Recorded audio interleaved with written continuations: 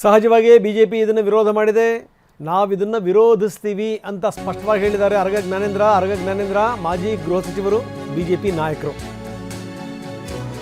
ಸಾರ್ವಜನಿಕ ಸ್ಥಳದಲ್ಲೇ ಶಾಖೆಗಳು ನಡೀತವೆ. RSS ದೇಶಭಕ್ತ ಪ್ರಜೆಗಳನ್ನು ನಿರ್ಮಿಸುವಂಥ ಕೆಲಸ ಮಾಡ್ತಾ ಇದೆ. ನೀವು ಒಳ್ಳೆ ಕೆಲಸಗಳಿಗೆ ಬೇಕು ಅಂತಲೇ ಅಡಚಣೆ ತರಕ್ಕೇನೆ ಇಂಥ ವಿಧೇಯಕವನ್ನು ತರ್ತಾ ಇದ್ದೀರಿ. ಇದು ಸರಿಯಲ್ಲ ಅಂತಾರೆ ಅರಗ ಜ್ಞಾನೇಂದ್ರ. ಸರ್, ಆ ಬಿಲ್ ಬಂದ್ರ ಮೇಲೆ ನೋಡ್ಬೇಕು ಬಿಲ್ನಲ್ಲಿ ಏನು ಅಂಶಗಳಿದ್ದಾವೆ ಅಂತ. ಒಟ್ಟಾರೆ ಈಗ ನೀವು ತಿಳಿಸ್ತಾ ಇದ್ದ ಹಾಗೆಯೇ ಕ್ಯಾಬಿನೆಟ್ನಲ್ಲಿ RSS ಬಗ್ಗೆನೇ ಪೂರ್ವಾಗ್ರಹ ಪೀಡಿತವಾಗಿ ಇದು ಮಾಡುವಂಥದ್ದು. ಪಬ್ಲಿಕ್ ಫೀಲ್ಡಲ್ಲಿ, ಸರ್ಕಾರಿ ಜಾಗದಲ್ಲಿ ಇವತ್ತು ಶಾಖೆಗಳು ನಡೀತಾ ಇದ್ದಾವೆ.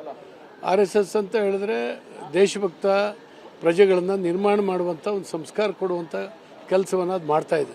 ಈ ದೇಶದಲ್ಲಿ ಬಾಂಬ್ ಹಾಕೋದಕ್ಕೋ ಅಥವಾ ಈ ದೇಶ ವಿರೋಧಿ ಚಳವಳಿ ಮಾಡಲಿಕ್ಕೋ ಪ್ರೇರೇಪಣೆ ಮಾಡುವಂಥ ಜನರ ಬಗ್ಗೆ ನಮ್ಮ ಸರ್ಕಾರಗಳಿಗೆ ಏನೂ ಆಸಕ್ತಿ ಇಲ್ಲ. ಆದರೆ ಒಂದು ಒಳ್ಳೆಯ ಕೆಲಸ ಮಾಡೋದಕ್ಕೆ ಈ ರೀತಿ ಅಡಚಣೆ ಮಾಡುವಂಥ ಕೆಲಸಗಳ ಹಿನ್ನೆಲೆಯಲ್ಲಿ ಇದನ್ನು ತರ್ತಾ ಇದ್ದಾರೆ ಅಂತ ನಾನು ಅಂದ್ಕೊಂಡಿದ್ದೇನೆ. ಖಂಡಿತವಾಗೂ ಆ ಬಿಲ್ಲಿಗೆ ನಾವು ವಿರೋಧ ಮಾಡ್ತೀವಿ. CM ಇದನ್ನು ಬೇರೆ ರೀತಿಯಲ್ಲಿ ಹೇಳ್ತಾರೆ. ಇದೆಲ್ಲರಿಗೂ ಕೂಡ ಅನ್ವಯ ಆಗುತ್ತೆ. ಸಾರ್ವಜನಿಕ ಸ್ಥಳದಲ್ಲಿ ಕಾರ್ಯಕ್ರಮಕ್ಕೆ ಒಪ್ಪಿಗೆ ತಗೊಳ್ಳಲೇಬೇಕು. ಒಪ್ಪಿಗೆ ತಗೊಳ್ಳಿ, ಕಾರ್ಯಕ್ರಮ ಮಾಡಲಿ ಅಂತಾರೆ CM. ಪಾರ್ಟಿ ಪಕ್ಷ ಮತ್ತೊಂದು ಆ ರೀತಿ ಏನು ಇಲ್ಲ ಅಂದಿದ್ದಾರೆ DK ಶಿವಕುಮಾರ್. ನಾವು ನೀವು ಹೇಳದೆ ಕೇಳದೆ ನುಗ್ತೀವಿ ಅಲ್ವಾ. ಬೆಂಗಳೂರೇ ಆಗಲಿ ಎಲ್ಲೇ ಆಗಲಿ ಎಲ್ಲಿ ಕಾರ್ಯಕ್ರಮ ಮಾಡಬೇಕು ಅಂದರೂ ಕೂಡ ಅನುಮತಿ ತಗೋಬೇಕು. ಈ ವಿಧಾನಸೌಧದಲ್ಲೂ ಕೃಷ್ಣ ಬೈರೇಗೌಡರು ಕಾರ್ಯಕ್ರಮ ಮಾಡ್ತಾ ಇದ್ದಾರೆ. ಅವರು ಪರ್ಮಿಷನ್ ತಗೊಂಡೇ ಮಾಡ್ತಾ ಇದ್ದಾರೆ. ಹಾಗೇ ಎಲ್ಲರೂ ಅನುಮತಿ ತಗೋಬೇಕು ಅಂತಾರೆ DKಶಿ. ಯಾರು ಅಲ್ಲ, ಯಾರೇ ಆಗಲಿ, ನೀವೇ ಆಗಲಿ, ನಾವೇ ಆಗಲಿ ರಸ್ತೆಯಲ್ಲಿ ಇದನ್ನು ಪರ್ಮಿಷನ್ ಕಾರ್ಯಕ್ರಮ ಮಾಡಬೇಕು ತಗೋಬೇಕು ಅಂತ. ಯಾವ ಪಾರ್ಟಿ ಪಕ್ಷ ಮತ್ತೊಂದು ಅಂತ ಏನಿಲ್ಲ. ಈಗ ನಾವೆಲ್ಲ ಸುಮ್ಮನೆ ಹೇಳ್ದೆ ಕೇಳದೆ ನುಗ್ಬಿಡ್ತೀವಲ್ಲ. ಯಾವುದೇ ಬೆಂಗಳೂರು ನಗರದಲ್ಲಾಗಲಿ ಎಲ್ಲೇ ಆಗಲಿ ಏನು ಪರ್ಮಿಷನ್ ತೆಗೆದುಕೊಂಡು ದಾಖಲೆ ಇರಬೇಕು. ಈಗ ನೋಡಿ, ನಮ್ಮ ಕೃಷ್ಣ ಬೈರೇಗೌಡರು ಅವ್ರ ನೇತೃತ್ವದಲ್ಲಿ ನಾವು ಇದನ್ನು ಮಾಡಿಸ್ತಾ ಇದ್ವಿ, ಫ್ರೀಡಮ್ ಪಾರ್ಕ್. ಅವರು ಪರ್ಮಿಷನ್ ತೊಗೊಂಡು ಪೊಲೀಸಿಗೆ ಬರೋದು, ಏನು ಎಷ್ಟು ಜನ ಬೇಕು, SC ಬಂದು ಬೇಕು. ಅರ್ಜಿ ಹಾಕಿದ ತಕ್ಷಣ ದಿನಕ್ಕೂ 1,000 ಜನ 10,000 ಜನ ರಿಜಿಸ್ಟರ್ ಆಗ್ತಾಯಿದ್ರು. ಅದಕ್ಕೆಲ್ಲ ಒಂದು ಲೆಕ್ಕಾಚಾರ ಇರಬೇಕಲ್ಲ. ಅದಕ್ಕೆ ನಾವೆಲ್ಲರೂ ಲೆಕ್ಕ ಇಟ್ಕೊಳ್ಳಿ ಅಂತ ಹೇಳ್ತಾ ಇದ್ದೀವಿ ಹೊರತು ಬೇರೆ ಏನೇನಿಲ್ಲ. ಒಟ್ಟು ಪ್ರಿಯಾಂಕ ಖರ್ಗೆ ಇಂಥ ವಿಚಾರಗಳಲ್ಲಿ ಸದಾ ಸುದ್ದಿಲಿರ್ತಾರೆ. ಈಗಲೂ ಕೂಡ ಅವರು ಅದನ್ನೇ ಮಾತಾಡಿದ್ದಾರೆ. ಯಾಕೆ ನಿರ್ದಿಷ್ಟ ಸಂಘಟನೆಯನ್ನೇ ನೀವು ಯಾಕೆ ಜ್ಞಾಪಿಸ್ಕೋತೀರಿ ಅಂತ ಕೇಳ್ತಾರೆ ಪ್ರಿಯಾಂಕ ಖರ್ಗೆ.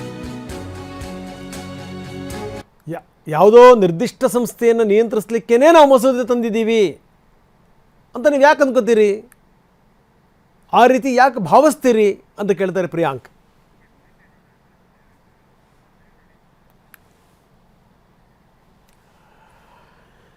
ಬನ್ನಿ, ನಮ್ಮ ಪ್ರತಿನಿಧಿ ಪ್ರಮೋದ್ ಶಾಸ್ತ್ರಿ ಈಗ ನಮ್ಮೊಂದಿಗೆ ನೇರ ಸಂಪರ್ಕದಲ್ಲಿದ್ದಾರೆ. ಪ್ರಮೋದ್, ನೋಡ್ತಾ ಇದ್ದೀವಿ ಆರಂಭದ ದಿನದಿಂದ ಪ್ರಿಯಾಂಕ್ ಖರ್ಗೆ ಬಿಜೆಪಿಯ ಬೈಯೋದ್ರ ಜೊತೆಗೆ ಸಂಘವನ್ನು ಯಾವ ರೀತಿ ಟಾರ್ಗೆಟ್ ಮಾಡ್ತಾರೆ ಗೊತ್ತಿರುವಂಥ ಸಂಗತಿ. ಪದೇ ಅವ್ರು ಹಿಂದಿನಿಂದಲೂ ಕೂಡ ಅದನ್ನೇ ಮಾಡ್ತಾ ಇದ್ದಾರೆ. ಈಗ ಅದರ ಮುಂದುವರೆದಂಥ ಭಾಗ ಇದು. ಜೊತೆಗೆ ಅವ್ರು ಹೇಳ್ತಾರೆ, ನೀವು ಯಾಕೆ ಈ ರೀತಿ ಏನಾದರೂ ನಾವು ಮಸೂದೆ ತರಬೇಕು ಅನ್ನೋ ಸಂದರ್ಭದಲ್ಲಿ ನಿರ್ದಿಷ್ಟ ಸಂಘಟನೆಯನ್ನೇ ನೀವು ಯಾಕೆ ಅಂದ್ಕೋತೀರಿ ಅನ್ನುವಂಥ ಪ್ರಶ್ನೆನೂ ಕೂಡ ಅವ್ರು ಹಾಕ್ತಾರೆ. ಒಂದು ಮಾತು ಮಾತ್ರ ಸತ್ಯ ಏನು ಅಂತಂದರೆ, ಈ ವಿಚಾರಕ್ಕೆ ಸಂಬಂಧಪಟ್ಟಂಗೆ ಪ್ರಿಯಾಂಕ್ ಸದಾ ಸುದ್ದಿಲಿರ್ತಾರೆ. ಹೇಗಾದರೂ ಮಾಡಿ ಹಿಡಿತಕ್ಕೆ ತಗೋಬೇಕು ಅನ್ನುವಂಥ ಪ್ರಯತ್ನವನ್ನು ಮಾಡ್ತಾನೇ ಇದ್ದಾರೆ. ನೋಡಿ, ಮುಖ್ಯಮಂತ್ರಿಗಳು ಕೂಡ ಹೇಳಿದ್ದಾರೆ, ಇದು ನನಗೆ ನಿಮಗೆ ಅನ್ವಯ ಆಗುವಂಥದ್ದಲ್ಲ. ಕೃಷ್ಣ ಬೈರೇಗೌಡರು ಕಾರ್ಯಕ್ರಮ ಮಾಡಿದ್ರು ಕೂಡ ಪರ್ಮಿಷನ್ ತಗೋಬೇಕು ಅಂತ ಇಲ್ಲಿ ತುಂಬ ಬುದ್ಧಿವಂತಿಕೆಯಿಂದ ಕೆಲವೊಂದು ಪಾಯಿಂಟ್ಗಳನ್ನು ಸೇರಿಸಿದ್ದಾರೆ.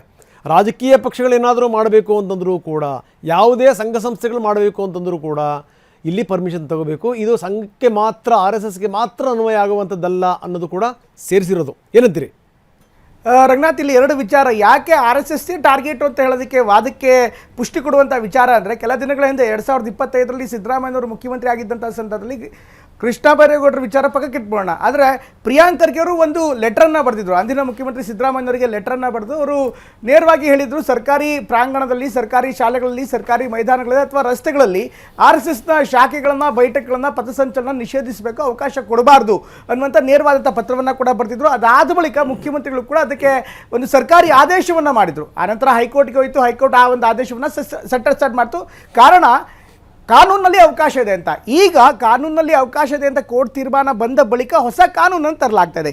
ಈ ಒಂದು ಕಾರಣಕ್ಕೋಸ್ಕರ ಇದು RSSನ ಟಾರ್ಗೆಟ್ ಅನ್ನುವಂಥ ಪ್ರಶ್ನೆ ಸಹಜವಾಗಿ ಮೂಡಿಬರುತ್ತೆ. ಜೊತೆಗೆ ಇಷ್ಟು ದಿನ ಒಂದು ಪ್ರಶ್ನೆ ಇತ್ತು ರಂಗನಾಥ್, ಎಲ್ಲರೂ ಕೂಡ ಈಗ ಕೇಳ್ತಾ ಇರುವಂಥದ್ದು, ಹಾಗಾದ್ರೆ ಇಷ್ಟು ದಿನ ಅನುಮತಿ ಪಡೆಯಲಾಗ್ತಾ ಇರಲ್ವಾ? RSSನವರು ಅನೇಕ ಬಾರಿ ಹೇಳಿದ್ದಾರೆ, ನಾವು ಪರ್ಮಿಷನ್ ತೆಗೆದುಕೊಂಡಿದ್ದೀವಿ, ಪರ್ಮಿಷನ್ ಕಡ್ಡಾಯ ಅಂತ ಹೇಳಿದ್ದಾರೆ, ಅದನ್ನು ನಾವು ಪಾಲಿಸಿದ್ದೀವಿ ಅಂತ.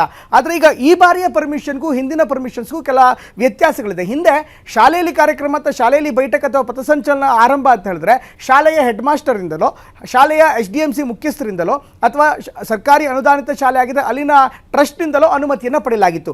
ಆದರೆ ಈ ಬಾರಿ ಪೊಲೀಸ್ ಅನುಮತಿ ಕಡ್ಡಾಯ.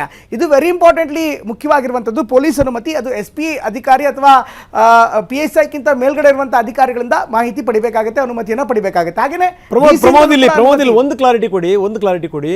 ರಿಜಿಸ್ಟರ್ಡ್ ಸಂಸ್ಥೆಗಳು ಮಾತ್ರ ಇಂಥ ಕಾರ್ಯಕ್ರಮ ಮಾಡಬೇಕು ಅನ್ನುವಂಥ ನಿಯಮ ಇದೆಯಾ ಇದರಲ್ಲಿ ಅನ್ನುವಂಥದ್ದು? ಯಾಕಂದರೆ ಆರಂಭದಿಂದಲೂ ಕೂಡ ಪ್ರಿಯಾಂಕರ್ಗೆ ಹೇಳ್ತಿರೋದು ಅದನ್ನೇ, ರಿಜಿಸ್ಟರ್ ಮಾಡ್ಕೊಳ್ಳಿ ನೀವು ಫಸ್ಟು, ರಿಜಿಸ್ಟರ್ ಆಗದಿರುವಂಥ ಸಂಸ್ಥೆ ಇದು ಅನ್ನುವಂಥ ಆರೋಪವನ್ನು ಅವರು ಪದೇ ಪದೇ ಹಾಕ್ತಾ ಇರ್ತಾರೆ. ಇದರಲ್ಲಿ ಈ ಪಾಯಿಂಟ್ ಇದರಲ್ಲಿ ಇದೆಯಾ ರಂಗನಾಥ್? ಇಲ್ಲಿ ರಿಜಿಸ್ಟರ್ ಅನ್ನುವಂಥ ಪದವನ್ನು ನೇರವಾಗಿ ಎಲ್ಲೂ ಕೂಡ ಉಲ್ಲೇಖ ಮಾಡಿಲ್ಲ. ಆದರೆ ವ್ಯಕ್ತಿಗಳ ಸಮೂಹ, ಒಕ್ಕೂಟ, ಸಂಘ ಸಂಸ್ಥೆ ಅದರ ಪರಿಭಾಷೆಯನ್ನು, ವ್ಯಾಖ್ಯಾನವನ್ನು ಎಲ್ಲ ಗುಂಪು ಅಥವಾ ಒಕ್ಕೂಟ ಅನ್ನುವಂಥ ಮಾದರಿಯಲ್ಲಿ ಸೇರಿಸಿದ್ದಾರೆ. ಹೀಗಾಗಿ ರಿಜಿಸ್ಟರ್ ವ್ಯಕ್ತಿಗಳು ಮಾತ್ರ ಮಾಡಿದ್ರೆ ಅನುಮತಿ ಕೊಡ್ತೀವಿ, ಅನ್ರಿಜಿಸ್ಟರ್ ವ್ಯಕ್ತಿಗಳಿಗೆ ಅನುಮತಿ ಕೊಡಲ್ಲ ಅನ್ನುವಂಥದ್ದಿಲ್ಲ. ಹೀಗಾಗಿ ಯಾರು ರಿಜಿಸ್ಟರ್ ಇರ್ತಾರೆ, ಅನ್ರಿಜಿಸ್ಟರ್ ಇರ್ತಾರೆ, ಎಲ್ಲರಿಗೂ ಕೂಡ ಇದು ಅನ್ವಯವಾಗುತ್ತೆ. ಮತ್ತೊಂದು ಇಂಪಾರ್ಟೆಂಟ್ಲಿ ಅಂದರೆ ಇದೇ ಕಾನೂನಲ್ಲಿ ಮತ್ತೊಂದು ವಿಷಯ ಕೂಡ ಇದೆ ರಂಗನಾಥ್. ಅದರಲ್ಲಿ ಈಗ DC ಅನುಮತಿ ತಗೊಳ್ಳೋದು ಒಂದು ಕಡ್ಡಾಯ. ಜೊತೆಗೆ ಸರ್ಕಾರ ಒಂದು ವೇಳೆ DC ಮತ್ತು SP ಅನುಮತಿ ಕೊಟ್ಟಿದ್ರು ಕೂಡ ಸರ್ಕಾರ ಮಧ್ಯಪ್ರವೇಶ ಮಾಡಿ ಸರಿಯಿಲ್ಲ, DC ಕೊಟ್ಟಿರುವಂಥ ಅನುಮತಿ ಸರಿಯಿಲ್ಲ ಅಂತ ಅವ್ರಿಗೆ ಏನಾದ್ರು ಅನಿಸಿದ್ರೆ ಆಗ ಅನುಮತಿಯನ್ನು ಕ್ಯಾನ್ಸಲ್ ಕೂಡ ಮಾಡ್ಬೋದಾಗುತ್ತೆ. ಹೀಗಾಗಿ ಸರ್ಕಾರವೇ ನಿರ್ಧಾರ ಕೂಡ ಮಾಡಬೇಕಾಗತ್ತೆ. ಆ ಒಂದು ವ್ಯಾಪ್ತಿ ಕೂಡ ಇದೆ. ಮತ್ತೊಂದು ವಿಚಾರ ಅಂದರೆ ಯಾವುದೇ ಸಂಘ ಸಂಸ್ಥೆಗಳ ವಸ್ತುಗಳು, ಸಾಮಗ್ರಿಗಳನ್ನು ವಶಕ್ಕೆ ಪಡೆಯುವುದು ಅಥವಾ ಅದನ್ನು ನಿಷೇಧಿಸುವುದು. ಈಗ ಉದಾಹರಣೆಗೆ RSSನಲ್ಲಿ ಬೈಠಕ್ ನಡೀತಾ ಇರುತ್ತೆ, ಅಥವಾ ಶಾಖೆ ನಡೀತಾ ಇರುತ್ತೆ, ಧ್ವಜ ಇರುತ್ತೆ, ಅಥವಾ ತ್ರಿಶೂಲ ಇರುತ್ತೆ, ಅಥವಾ ಡಮರುಗ ಇರುತ್ತೆ, ಅಥವಾ ಘೋಷ್ ಅಂತ ಬ್ಯಾಂಡ್ ಏನೋ ಇರುತ್ತೆ. ಆ ಬ್ಯಾಂಡನ್ನು ವಶಕ್ಕೆ ಪಡಿಬೋದಾ? ಇದು ಅನಧಿಕೃತ ವಸ್ತು ಅಂತ ಆಗುತ್ತಾ? ಅನಧಿಕೃತ ವಸ್ತು ಅಂದರೆ ಯಾವುದು ಪರಿಭಾಷೆ? ಇದೆಲ್ಲವೂ ಕೂಡ ಇದೆ. ಹೀಗಾಗಿ ಸಾಕಷ್ಟು ಚರ್ಚೆ ಆಗಬೇಕಾಗುತ್ತೆ. ಅಫ್ಕೋರ್ಸ್ ಈ ಒಂದು ಹಂತದಲ್ಲಿ ಇದನ್ನು ಯಾಕೆ ತಂದಿದ್ದಾರೆ, ಇದು ರಾಜ್ಯಪಾಲರ ಅಂಕಿತ ಆಗಬೇಕಾಗುತ್ತೆ. ರಾಜ್ಯಪಾಲರ ಅಂಕಿತ ಹಾಕ್ತಿದ್ರೆ ಕಾನೂನು ಬರಲ್ಲ, ಬೇರೆ ವಿಚಾರ ಇದೆ. ಅಥವಾ BJP ನಾಯಕರು ಹೇಳ್ತಾ ಇರುವಂಥದ್ದು, ಈ ಬಾರಿಯ ಸದನದಲ್ಲಿ ನಾಗೇಂದ್ರ ವಿಚಾರ ಬರ್ತಾ ಇದೆ, ಇನ್ನ ಕಡೆಗೆ ಬರದ ವಿಚಾರ ಬರ್ತಾ ಇದೆ, ಬಿಡದಿ ವಿಚಾರ ಬರ್ತಾ ಇದೆ. ಬಹುಶಃ ಇದೆಲ್ಲವನ್ನು ಕೂಡ ಡೈವರ್ಟ್ ಮಾಡೋದಕ್ಕೆ ಈ ಒಂದು ವಿಧೇಯಕವನ್ನು ತಂದಿದ್ದಾರೆ ಅನ್ನುವಂಥ ಪ್ರಶ್ನೆಯನ್ನು ಹುಟ್ಟಾಗ್ತಾ ಇದ್ದಾರೆ. ಇದು ಚರ್ಚೆಗೆ ಸಾಕಷ್ಟು ದೊಡ್ಡ ಪ್ರಮಾಣದಲ್ಲಿ ಅವಕಾಶ ಇರುವಂಥದ್ದು. ಸದನದಲ್ಲೂ ಕೂಡ ಇದು ಭಾರಿ ಪ್ರಮಾಣದಲ್ಲಿ ಚರ್ಚೆ ಆಗುವಂಥ ಸಾಧ್ಯತೆ ಇದೆ.